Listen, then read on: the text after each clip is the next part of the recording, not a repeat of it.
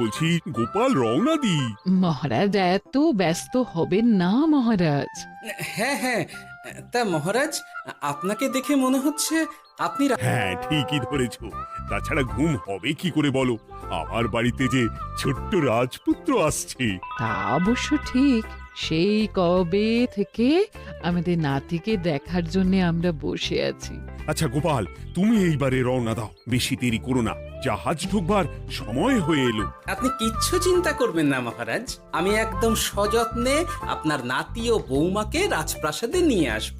গোপাল, খুঁজে পেতে কোনো রকম অসুবিধে হবে না। মনে আছে রানীমা? এখন তাহলে আসি।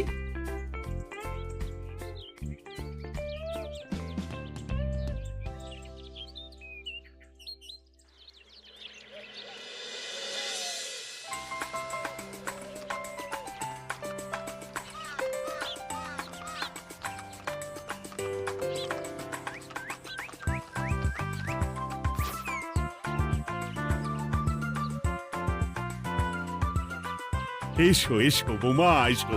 আরে আমার নাতি বাবু যে। বৌমা, পথে আসতে কোনো কষ্ট হয়নি তো? এইটুকু পথ আসতে কোনো রকম কষ্ট হয়নি মা। গোপাল কাকা এত ভালো যে কি বলবো। যাক যাক, গোপাল তাহলে আরো একবার আমার মান রাখলো। যতদিন গোপালের ধরে থাকবে তার প্রাণ, সে ততদিন মহারাজের রাখবে যে মান। হ্যাঁ মহারাজ, আমি থাকতে আপনি একদম চিন্তা করবেন না মহারাজ। বেশ বেশ বেশ। আমি তাহলে এখন আসি, কেমন? আরে আরে, কোথায় যাচ্ছ গোপাল? একেবারে মধ্যাহ্ন ভোজনটাও সেরে যাও। ও, ভোজনের ব্যবস্থা আছে? তাহলে তো থাকতেই হবে। ওই ভোজনের কথা শুনেই গোপালের জিভের ওজন বেড়ে গেল। তুমি থামো তো মন্ত্রী, আসলে আজ বিকেলেই আমাদের কুল গুরুদেব আসছেন। তোমরা সবাই থেকো, আজকেই নাতিবাবুর অন্নপ্রাশনের দিনটা স্থির করে নেব। এ তো বেশ ভালো কথা। বেশ তাহলে, বেশ ভালোই হলো। রোজ বাড়িতে খেতে খেতে জিভে একেবারে চড় পড়ে গিয়েছিল। বহুদিন পরে রাজবাড়ির পোলাও কোরমা খেয়ে পেট ভরাবো।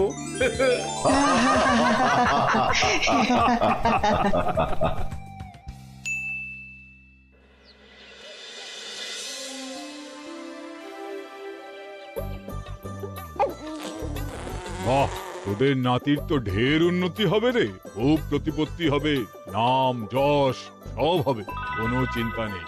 গুরুদেব, নাতির শরীর স্বাস্থ্য ভালো থাকবে তো? দেখ, এমনিতে খুব একটা কিছু অসুবিধা তো দেখছি না, তবে হ্যাঁ, সম্প্রতি একটা বড় সড় ঝড় বয়ে যাবে দেখা যাচ্ছে। কি সর্বনাশ গুরুদেব, এসব কি বলছেন? কথাটা কি সত্যি? আমি মিথ্যা বলি না, যা দেখলাম, ঈশ্বর আমাকে দিয়ে যা বলালেন তাই বললাম। তাহলে কি হবে গুরুদেব? এই বিপদ এড়াবার কি কোনো উপায় নেই গুরুদেব? ওরে, তোরা আমার পুরো কথাটা শোন, কথার মাঝেই যদি এত প্রশ্ন করতে থাকিস তাহলে আমি কিভাবে আমার কথাটা শেষ করব? হ্যাঁ, ক্ষমা করুন গুরুদেব, আপনি বলুন বলুন। শোন, ওর কপালে ঝড় থাকলেও সে ঝড় ঠিক কেটে যাবে, চিন্তা করিস না, ভগবান আছেন, উনি বিপদ ঠিকই কাটিয়ে দেবেন। যখন বিপদ চরম সীমায় পৌঁছে যায় তখন ঈশ্বর নিজে এসে আমাদের বিপদ মুক্ত করেন। সত্যি গুরুদেব, ঈশ্বর নিজে আসেন? হ্যাঁ, নিজে আসেন। জয় গুরুদেবের জয়। গুরুদেব, এইবারে তাহলে আপনি একটা শুভ দিন বলে দিন, নাতিবাবুর অন্নপ্রাশনটা ধুমধাম করে দিতে হবে তো। আজকের পর থেকে ঠিক 3 দিন বাদে একটা খুব ভালো দিন আছে, ওই দিন তাহলে অন্নপ্রাশনের ব্যবস্থা কর। বেশ বেশ, তবে তাই হবে গুরুদেব, তাই হবে। গোপাল, তাহলে সব কিছুর বন্দোবস্ত করা শুরু করো। সে আর বলতে রানীমা, আমি আগামীকাল থেকেই একদম জোর কদমে মাঠে নেমে পড়বো। হ্যাঁ রানীমা, আমি কোনো দায়িত্ব নেব নাকি? না থাক, যদি প্রয়োজন হয় তুমি গোপালকে সাহায্য করো।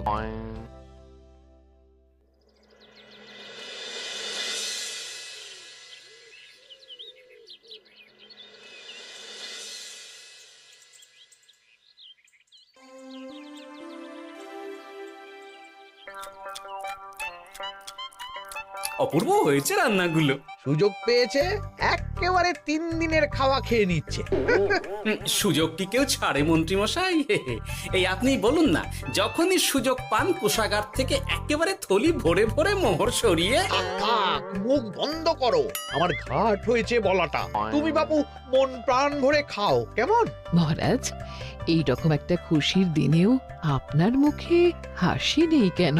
আসলে নাতিবাবু তো আর 2-1 দিন পরেই চলে যাবে, সেই কারণেই মনটা বড্ড ভারাক্রান্ত হয়ে রয়েছে। তা তো ঠিকই, আমাদের ছেলেটা আসতে পারলো না। যাও বা নাতি এলো, তাও তো এই কটা দিন কি আনন্দেই না কাটলো। আচ্ছা রানী, আমরা যদি আমাদের কাছে আরো কদিন নাতিবাবুকে রেখে দিই তাহলে কেমন হবে? মানে বৌমাকে তো ফিরতেই হবে, বিদেশে আমাদের খোকার কত কাজ বলো তো। আরে বাবা, বৌমা না হয় ফিরে গেল, নাতিবাবু কদিন আমাদের কাছে থেকে গেলে কি এমন হবে? কিন্তু দেখো না বৌমা, আমাদেরও তো একটু ইচ্ছে হয় নাতিপুতিদের নিয়ে খেলবো, আদর করব। দেখো না। ঠিক আছে ঠিক আছে, আপনাদের কাছে আমার বাবু সোনাকে রাখতে আমার কোনো চিন্তাই নেই। ব্যাস, তাহলে তো মিটেই গেল। মহারাজ, নাতিবাবুকে কদিন এখানেই রেখে দিন, আমরা সবাই আছি, ঠিক কোলে পিঠে করে তাকে সামলে নেব। বাবা বাবা বাবা, গোপাল তোমার সব দিকে কান খোলা থাকে তাই না? মহারাজ, আমি হলাম ভাঁড়, তাই মাটির ভাঁড়ের মুখটা যেমন খোলা থাকে তেমন আমার কানটাও সব সময় খোলা থাকে, বুঝলেন?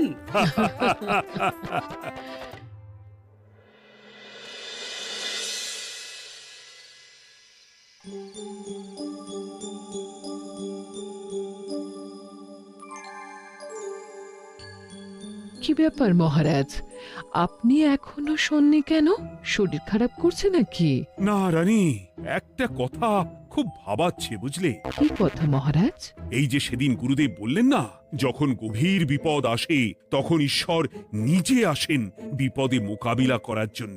হ্যাঁ মহারাজ, বললেন তো। আচ্ছা, ঈশ্বর কি বিপদে সত্যিই নিজে আসেন?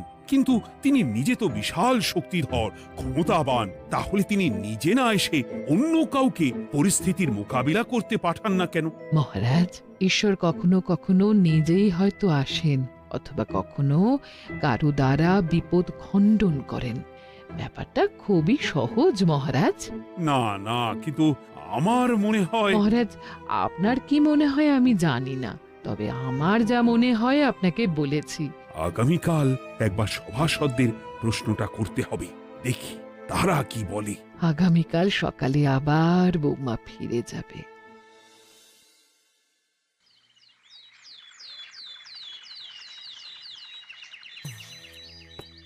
আমি তাহলে আসি, আমার সন্তানকে আপনাদের কাছে কদিনের জন্য রেখে গেলাম, ওকে খুব যত্নে সাবধানে রেখে দেবেন, কেমন? তুমি কোনো চিন্তা করো না মা, আমাদের নাতিবাবু একদম দুধে ভাতে থাকবে। কদিন একটু দেশের মাটিটা চিনে নিক, তারপর না হয় আবার বিদেশে পাড়ি দেবে। এই বলো সোনা।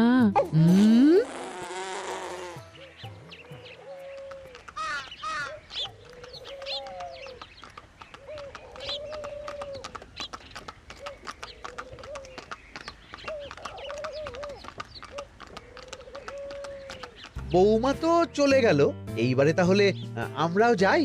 আজকেও নিশ্চয়ই বৌমার ফিরে যাওয়া উপলক্ষে রাজসভা বন্ধ থাকবে। ভুলেও এই সব কথা ভেবো না মন্ত্রী, চলো এইবারে সবাই রাজসভায় চলো, তোমাদেরকে একটা খুবই গুরুত্বপূর্ণ প্রশ্ন করব। সেরেছে, মহারাজ আবার কি প্রশ্ন করবেন ভগবান জানে। সবাই রাজসভায় এসো।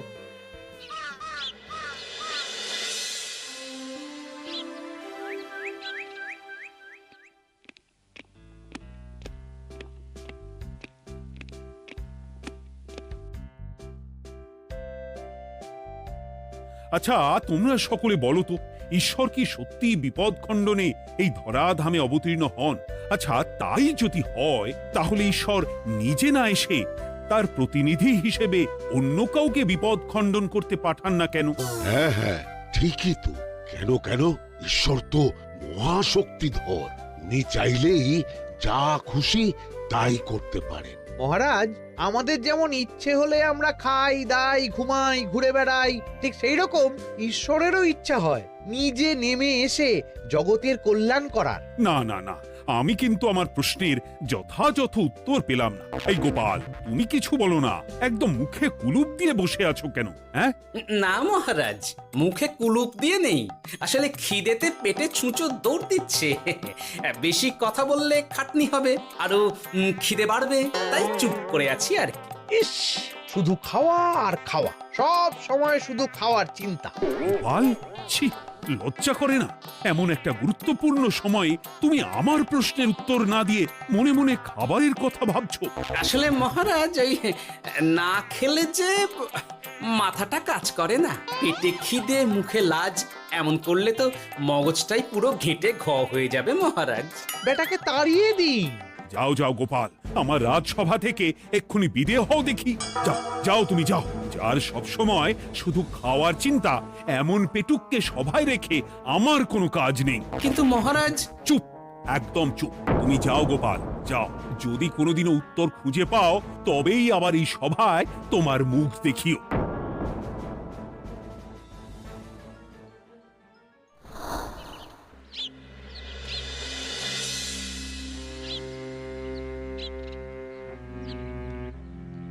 মহারাজ যে এমন সামান্য কারণে আমায় রাজসভা থেকে বার করে দেবেন ভাবতেও পারিনি। এখন কি যে করি, একে তো মাসের শেষ, সংসারে তুমুল টানাটানি। এক কাজ করি বরং, গিন্নিকে নিয়ে কদিন শ্বশুর বাড়ি চলে যায়, কদিন পায়ের উপরে পা তুলে আরাম করে আয়েশ করে দিন কাটাবো। হ্যাঁ, তাই করি।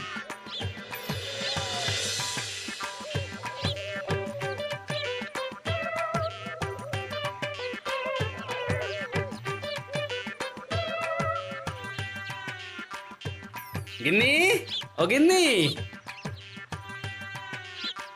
বলছি কি, ওই শিগগিরই তল্পি তল্পা গুছিয়ে তোমার বাপের বাড়ি চল। এই কটা দিনের জন্য দুজনে ঘুরে আসি, বুঝলে? কি ব্যাপার? তোমার হঠাৎ করে আমার বাপের বাড়ি যাবার হিড়িক কেন? কিছু মতলব আছে নাকি? আমি না তোমার স্বামী? তুমি আমাকে এভাবে বেমক্কা মতলববাজ বলতে পারলে? হ্যাঁ, কোথায় আমি তোমার কথা ভেবে কথাটা বললাম, আর তুমি কি না আমায় স্বামী না স্বামী কে জানে? এই গত 3 মাস ধরে বাপের বাড়ি যাওয়ার কথা বলছি, তুমি তো তখন কানেই নিচ্ছিলে না, এখন হঠাৎ? আচ্ছা আচ্ছা, বুঝেছি বুঝেছি, অনেক ঝগড়াঝাটি হয়েছে, এইবারে তল্পি তল্পা গুছিয়ে চলো, মেলা সময় বয়ে যাচ্ছে। কি এক্ষুনি যাবে নাকি? সন্ধে হয়ে এলো তো। সন্ধে হয়ে এলো তো কি হয়েছে, চলো চলো চলো, শিগগিরই চলো। ঠিক আছে, আমি প্রস্তুত হচ্ছি। তুমি তাহলে একখানা গরুর গাড়ি ডেকে আনোগে, যাও যাও। আরে মিছিমিছি গরুর গাড়ি রাখবো কেন? আরে বাবা, আমরা হেঁটে যাবো, হেঁটে। কি বলছো? এতটা রাস্তা বনের মধ্যে দিয়ে আমরা হেঁটে যাব? হ্যাঁ, শোনো গিন্নি, ওই বাতের ব্যথায় না হাঁটাটা বেশ ভালো, বুঝলে? চলো চলো, দেখবে কোনো রকম অসুবিধে হবে না। হ্যাঁ, আমি তো আছি নাকি? হ্যাঁ,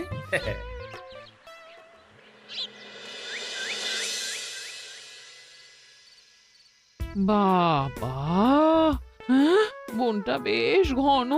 বলি, এই সময়ে এই বনের মধ্যে দিয়ে কেউ হেঁটে যায়? মেলা গজগজ না করে চুপচাপ এসো দেখি। ও মা গো, বাবা গো, বাবা গো, কি লাগাটাই না লাগলো গো। আরে, তোমার থেকে আমার বেশি লেগেছে, যাখানা ধাক্কা মারলে। কি করবো? গিন্নি আমায় ধাক্কা মেরে ফেললো বটে, কিন্তু আজ আমি মহারাজের প্রশ্নের যথাযথ উত্তর পেয়ে গেলাম। বেড়াল ছানাটিকে বাঁচাতে কোনো কিছু না ভেবেই কিভাবে বেড়ালটা ওই বাঘা কুকুরটার দিকে তেড়ে গেল। হ্যাঁ, তার মানে বিপদে পড়লে সন্তানকে বাঁচাতে না, আমাকে এক্ষুনি একবার রাজপ্রাসাদে যেতে হবে, রানীমার সঙ্গে কথা বলতে হবে। আরে আরে আরে আরে, ওদিকে কোথায় চললে গো? ওদিকে তো তোমার শ্বশুর বাড়ি নয়? আরে বাবা, আমার নয়, তোমার শ্বশুর বাড়ির দিকেই আবার যাচ্ছি, বুঝলে? আর মানে আমরা আর যাবো না? না না, পরে যাব, তাড়াতাড়ি এসো দেখিনি। এ কি রে বাবা, লোকটার মাথাটা কি গেছে নাকি? কখন যে কি করছে নিজেরই ঠিক নেই, চত্বর সব।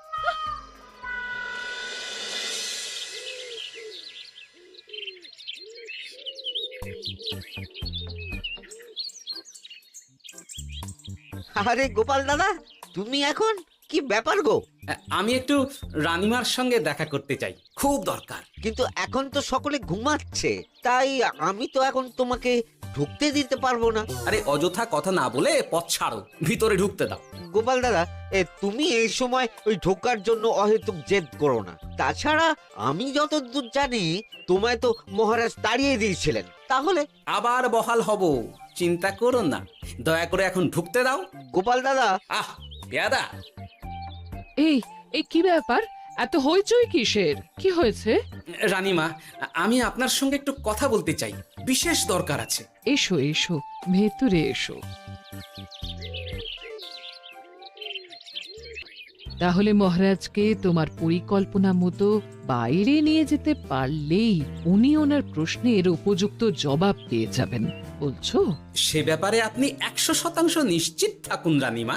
এখন আপনি শুধু আমার পরিকল্পনা অনুযায়ী মহারাজকে নৌকা বিহারে যেতে রাজি করান। তারপর কি হয় সেটা আপনি নিজেই সচক্ষে প্রমাণ পেয়ে যাবেন। তোমার উপরে আমার অগাধ আস্থা গোপাল।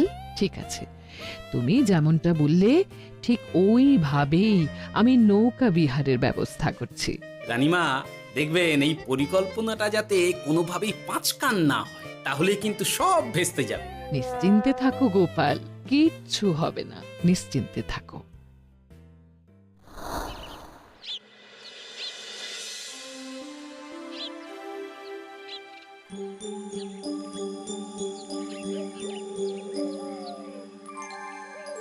মহারাজ আবার বেজার ভোগ করে গেছেন। কি করব, আমি এখনো যে আমার প্রশ্নের উত্তর খুঁজে পাইনি। এইভাবে আপনি আর কতদিন মুখ ভার করে বসে থাকবেন শুনে? কি জানি, কিছুই আর ভালো লাগে না যে। বলছি শুনুন না মহারাজ, নাতিকে নিয়ে চলুন না, আমরা একটু নৌকা বিহারে যাই, তাহলে ওরও ভালো লাগবে আর আপনার মনটাও বেশ অন্যরকম হবে। ঠিক আছে, তাহলে চলো একটু নৌকা বিহার করে আসি।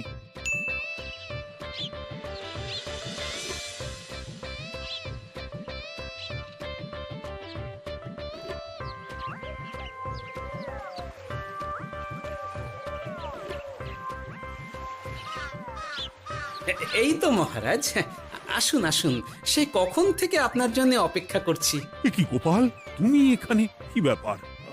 তোমার সঙ্গে তোমার স্ত্রীও আছেন দেখছি। মহারাজ, কতদিন আপনাকে দেখিনি বলুন তো, তাই আজকে একদম সস্ত্রীক চলে এলাম। চলুন চলুন, সকলে মিলে নৌকো বিহার করে আসি। কিন্তু আমি তো তোমাকে তাড়িয়ে দিয়েছিলাম, তারপরেও তুমি। মহারাজ, অনেক তো হয়েছে, এখন এসব কথা ছেড়ে নৌকোতে টুকুস করে উঠে পড়ুন দেখি। কিন্তু মহারাজ অযথা দেরি করবেন না, চলুন উঠে পড়ুন।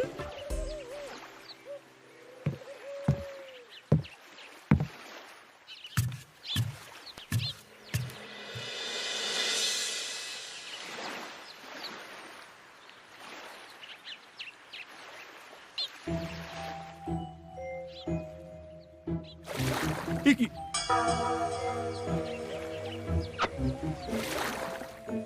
এই নাও,